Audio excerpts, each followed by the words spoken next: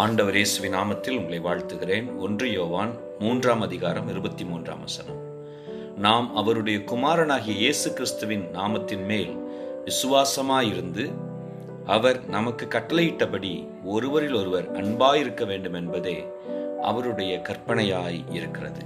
நம்முடைய வாழ்வு ஆண்டவர் மேல் உள்ளதான விசுவாசத்தின் மேல் கட்டப்பட வேண்டும். ஆண்டவரில் வைத்திருக்கிற விசுவாசமாகிய அடித்தளத்தில் நம்முடைய ஆவிக்குரிய ஜீவியம் கட்டப்பட்டு அந்த ஆவிக்குரிய ஜீவியத்தின் ஒவ்வொரு பகுதியும் அன்பினால் நிரப்பப்பட்டிருக்க வேண்டும் என்று சொல்லி ஆண்டவர் விரும்புகிறார். நம்முடைய வாழ்வு அன்பினால் நிரப்பப்பட்ட பிறருக்கு பிரயோஜனமான வாழ்வாயிருக்க வேண்டும். கர்த்தர் விசுவாசத்தின் மேல் கட்டப்பட்டிருக்கிற அன்பின் வாழ்க்கையை கட்டி எழுப்ப ஆண்டவர் நமக்கு உதவி செய்வாராக. Praise the Lord.